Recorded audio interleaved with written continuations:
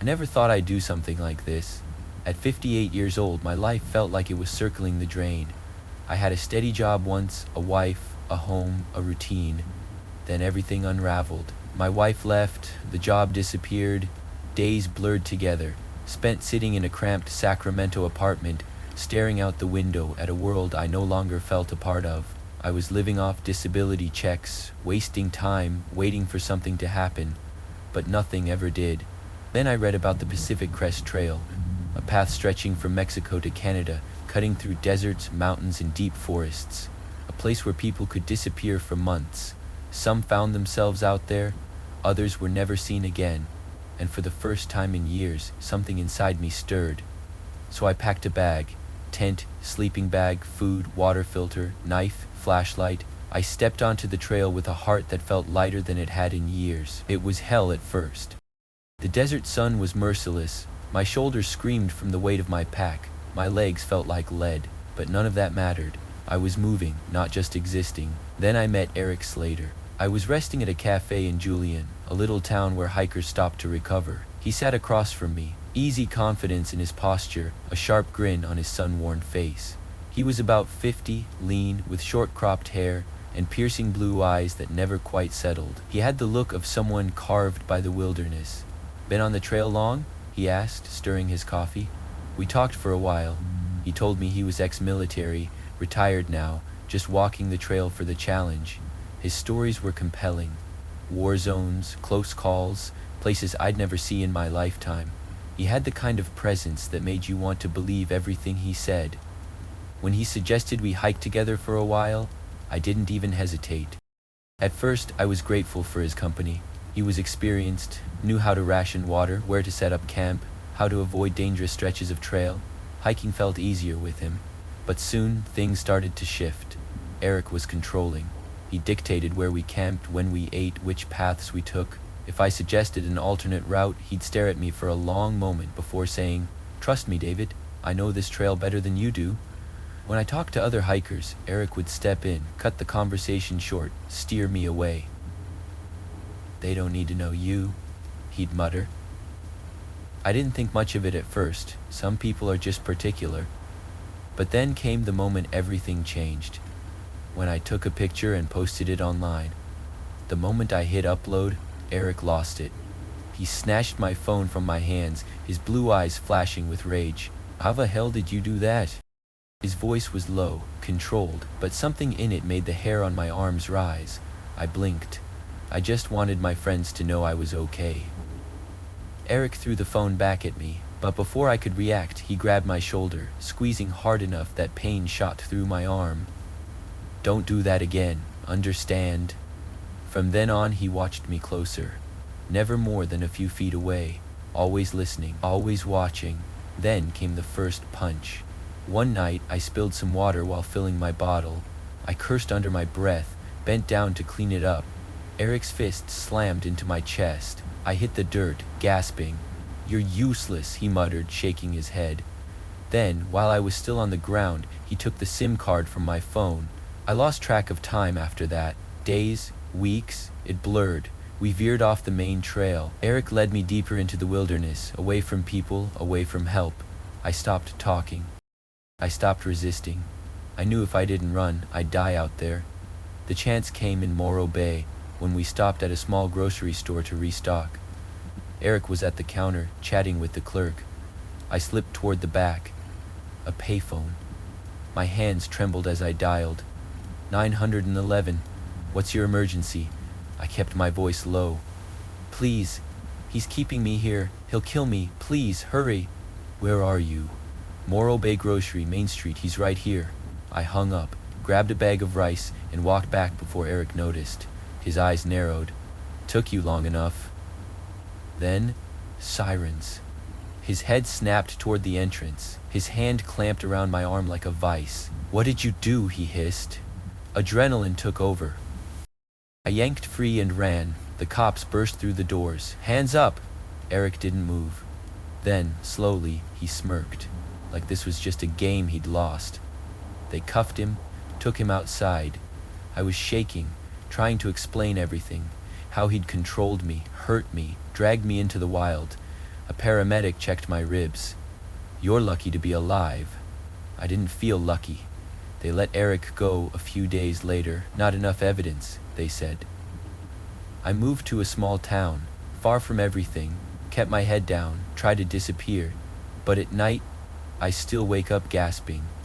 I still feel his grip on my arm, and I still wonder, is he looking for me? Because next time, I might not be so lucky. It's been months since Eric Slater was released. I tell myself I'm safe. I tell myself I was just unlucky, that I'll never run into something like that again, but I don't believe it. Some nights I wake up gasping, feeling his grip on my arm, hearing his voice in my head. "Don't do that again, understand?" No matter how many miles I put between us, I can't shake the feeling that he's still out there, watching, waiting. I should have given up hiking after what happened. Any sane person would, but I couldn't. The trail was the only place where my mind felt quiet, where the noise in my head faded into the crunch of dirt beneath my boots and the rustling of wind through the trees. So, despite everything, I found myself planning another trip. This time, the Appalachian Trail. A shorter section, nothing extreme, just a few days alone in the woods. A reset, a way to prove to myself that I could still do this, that I wasn't going to let him take this from me. My sister thought I was insane. "David, after everything that happened, you really think this is a good idea?" I shrugged, stuffing my pack with food and water. "It's different this time. Different place, different situation. I just need to clear my head." She crossed her arms, shaking her head. "You know people disappear out there, right? You've read the stories." I had. Hikers who were there one moment and gone the next. Some were found months later, others never at all. I told myself it was just bad luck, that the wilderness was unpredictable. "I'll be fine," I assured her. I didn't believe that either. The first few days were exactly what I needed. The trail was peaceful, the air crisp, the solitude welcoming instead of suffocating. I passed other hikers here and there, exchanged nods and brief words, but for the most part I was alone. That was the unspoken rule of the trail. Some people liked company, but most of us were out there to escape. On the fourth night, that peace shattered. I had set up camp in a small clearing just off the main trail. It was a good spot. Flat ground, dry leaves, a thick canopy overhead to block the wind. After eating a quick meal, I sat by my fire, letting the heat sink into my bones. That's when I heard it. Footsteps. Not the quick, light steps of an animal, deliberate, human. I tensed, my hand instinctively reaching for the small knife in my pocket. "Hello?" I called out. Silence. Then, after a moment, a man stepped out from between the trees. He was tall and lanky, his clothes mismatched, hiking pants and boots, but over them a brown blazer, too formal, too out of place. His hair was unkempt, his beard patchy, and his eyes... There was something wrong with his eyes.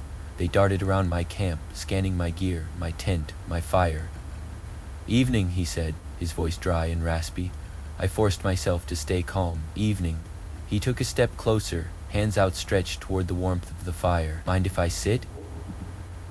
I didn't want him to. Every instinct screamed at me to tell him no, but I knew better than to provoke someone when I didn't know what they were capable of. Out here, in the middle of nowhere, there were no rules. "Sure," I said, keeping my voice even. He lowered himself onto a log across from me, the fire casting long shadows over his face. Up close, I noticed the dirt under his fingernails, the way his lips cracked when he spoke. "You hiking alone?" he asked. A warning bell rang in my head. Never tell a stranger you're alone. "No," I lied. "My buddy's a few miles back. We split up for the day." He smirked, like he didn't believe me. "That's so," I shrugged, acting like it didn't matter. "Yeah." For the next half hour he talked, or rambled. He spoke about government conspiracies, the end of the world, how the trail was a gateway to another dimension. He laughed at strange moments, his eyes flicking toward the darkness beyond the fire. I pretended to listen, but my mind was elsewhere. I was planning. If he tried something, I needed to be ready. My knife was within reach. I wasn't big, but I was strong. I could fight if I had to.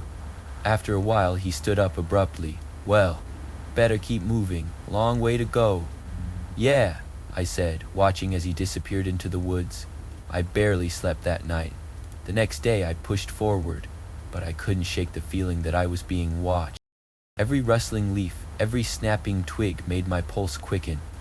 I told myself I was being paranoid, that I was still on edge from what happened with Eric. But then, as the sun dipped lower, I stumbled across something I hadn't expected. A cabin. It was old, paint peeling, the roof sagging, but it was shelter. And something about it made me feel safer than sleeping outside. The interior was dusty, abandoned, furniture draped in white sheets. The air smelled of damp wood. I set up my sleeping bag in the corner, ate a quick meal, and lay down. Somewhere in the middle of the night, I heard it. A faint scratching sound. I sat up, heart pounding. The sound was soft, deliberate. It was coming from beneath the floorboards. Then, a voice. Weak. Desperate. "Help, please." My blood ran cold. I grabbed my flashlight, scanning the room. In the far corner, half hidden beneath a rotting rug, was a wooden trapdoor. I hesitated, my breath coming fast. Then, slowly, I knelt down and pried it open. A narrow staircase led into darkness. I descended cautiously, my flashlight beam flickering across dirt walls. At the bottom, in a small, windowless room, was a woman. She was pale, filthy, her face streaked with dirt and dried tears. Her clothes were torn, her ankle shackled to the wall. She flinched when she saw me, eyes wide with fear. "Please," she whispered, "get me out of here." I rushed to her side, working frantically to break the chain.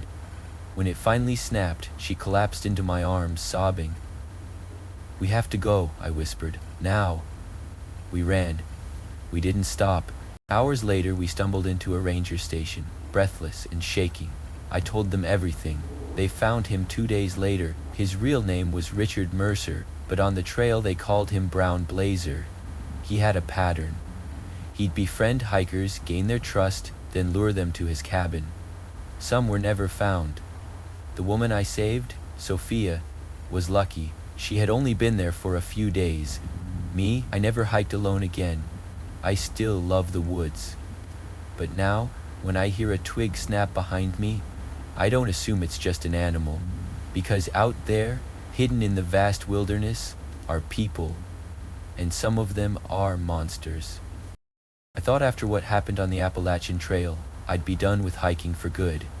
After finding Sophia chained in that basement, after hearing her whispers in the dark, after knowing how close I'd been to becoming another missing person on a trail that already held too many ghosts, I swore I'd never walk alone in the wilderness again. But time dulls even the sharpest memories, and fear, no matter how deep, eventually gives way to curiosity. Maybe it was arrogance. Maybe I thought I had survived the worst of it. Or maybe, deep down, I knew I had to go back. Hiking wasn't just a hobby for me anymore. It was an obsession, something I couldn't shake. Like a gambler convincing himself the next hand will be different, I told myself that this time, nothing would go wrong. So, when my brother James suggested a week-long hike through a stretch of the Appalachian Trail in Pennsylvania, I didn't hesitate. It was different, I reasoned. I wouldn't be alone this time. The first few days were exactly what I needed, challenging but rewarding. The trail wound through thick forests and rolling hills, the air crisp and clean, in a way that only deep wilderness can offer. James and I had always been close, and there was something familiar, something grounding, about walking side by side in the middle of nowhere, away from the noise of the world. We passed a few other hikers, exchanged nods and brief conversation about the trail conditions, but mostly it was just the two of us. It was perfect, until it wasn't. On the third day we came to a fork in the trail. The main path stretched wide and well-trodden, veering off to the left. To the right, a narrower path disappeared into the trees, overgrown in places, barely more than a deer trail. James pulled out the map, tracing a finger along the route. "This way is shorter," he said, pointing to the smaller trail. "Cuts off about 2 miles. I hesitated, staring down the overgrown path. Something about it felt off. The trees here were taller, their branches knitted together in a way that blocked out more light than they should have. The air was colder, stiller, You sure? I asked. James nodded. Yeah, it connects back, just not as many people take it. That last part stuck with me, but I didn't argue. We stepped onto the path, pushing aside low-hanging branches as we walked. The deeper we went, the quieter it became. The usual sounds of the forest, bird song, the distant hum of insects, the rustling of leaves, faded. I told myself it was just in my head, that we were just in a denser part of the woods, but something about the silence made my skin crawl. Then I saw it, a dark shape suspended from the trees ahead. At first I thought it was an animal, caught in some kind of trap, but as we got closer, I saw the rope, thick, tied high up in the branches, and I saw the body. James stopped next to me, his breath hitching. Jesus. A man hung from the tree, his body swaying slightly in the faint breeze. He was dressed in jeans and a dark shirt, both stained with dirt. His head tilted forward, chin resting against his chest. His face was sunken, his skin pale, his lips parted just enough to reveal teeth that no longer had a use. I don't know how long we stood there, just staring. My mind refused to process what I was seeing. Then instinct kicked in. I ran forward, reaching up, as if somehow I could undo what had already been done. His body was heavy, dead weight. The moment my hands touched him, I knew. His skin was cold, too cold. Help me get him down, I choked out. James was already fumbling with his pack, pulling out his multi-tool. He unfolded the small saw and started cutting through the rope, his hands shaking. I kept my arms around the man's waist, trying to keep him steady. The rope finally gave way, and we lowered him to the ground. I immediately pressed 2 fingers against his neck, searching for a pulse I already knew I wouldn't find. Nothing. His eyes were slightly open but empty. A terrible smell lingered in the air, not fresh death but something worse, something that had been left too long. James took a step back, rubbing his face with both hands. He's been here a while. I swallowed hard, my mind racing. Who was he? Had someone been looking for him? We needed to call for help. I reached for my phone. No signal. James checked his. Nothing. We looked at each other. The thought of leaving the body alone didn't sit right with me, but we had no choice. The nearest marked exit was at least 5 miles away. We'll mark the spot on the map, I said. Then we go get help. Fast. We hurried back the way we came, moving faster than we should have on the uneven ground. Every sound made me jump. My nerves were shot. I kept thinking about the man, about how long he had been hanging there, alone in the woods. It took nearly 2 hours, but we finally made it back to the main trail. By some stroke of luck, we ran into another hiker, a middle-aged guy with a large pack and a walking stick. He listened to us, his face growing serious, then pulled out a satellite phone. Within hours, park rangers arrived. We led them back to the site, retracing our steps with a growing sense of unease. But when we got there, something was wrong. The body was gone. The rope still hung from the tree, frayed where we had cut it, but the man was no longer there. One of the rangers, a tall man with a stern face, turned to us. You guys sure about this? James' voice was tight. Yes, we saw him. We touched him. We cut him down. Another ranger found something, a shoe print in the dirt leading away from the tree. Deep, uneven, like someone had stumbled. Maybe he wasn't dead, one of them muttered. But I knew better. That man was dead when we found him. That night, back at our campsite, neither of us could sleep. We sat in silence, staring into the flames of our fire. Finally, James spoke. Do you think we could have saved him? I exhaled slowly. I don't know. Maybe if we'd been there sooner. But I think he made up his mind before we ever got close. James shook his head. It's just messed up, man. To die alone like that? The rest of our hike didn't feel the same. The excitement was gone. The trail, which had once felt like a place of freedom, now felt heavy with something we couldn't quite name. When we finally finished the trip and returned home, I thought I'd be able to forget about it, but I never did. The image of that man hanging in the silence of the forest stayed with me. I thought about the people he left behind, the ones who had been searching for him, and I wondered how many others were out there, alone, waiting to be found. Hiking has always been seen as an escape, a way to disconnect from the chaos of everyday life and reconnect with something primal, something real. But if these stories have taught me anything, it's that the wilderness isn't just about freedom and beauty, it's also about risk and survival. The trails are filled with breathtaking landscapes, but they also hold things we don't always see until it's too late. What happened to me, and to the people in these stories, is proof that the most dangerous thing in the wild isn't the terrain, the weather, or the wildlife. It's other people. There are people out there who take advantage of the isolation. They thrive on control, manipulation, and violence. Some lure hikers in with false friendship, like Eric Slater.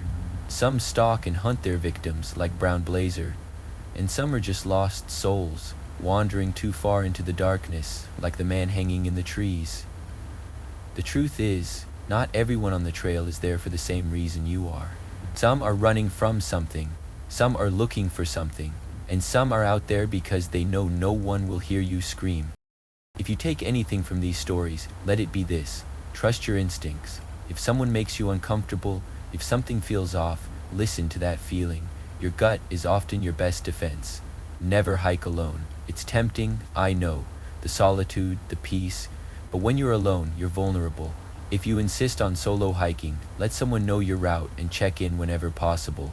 Stay connected. Always carry a fully charged phone, a backup power source, and, if possible, a satellite communicator. Losing your ability to call for help can turn a bad situation into a deadly one.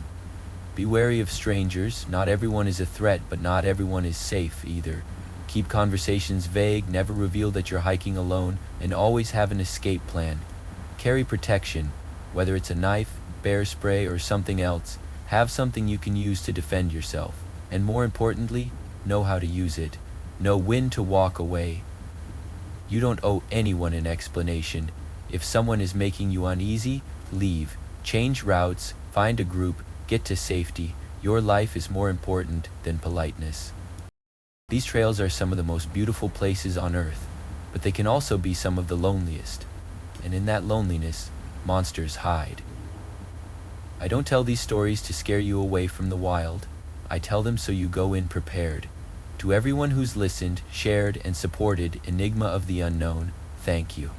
Your engagement means the world to me, and I hope these stories not only entertain you but also make you think, make you cautious, make you aware. Stay safe out there, and as always, trust no one, stay sharp, and keep your eyes open.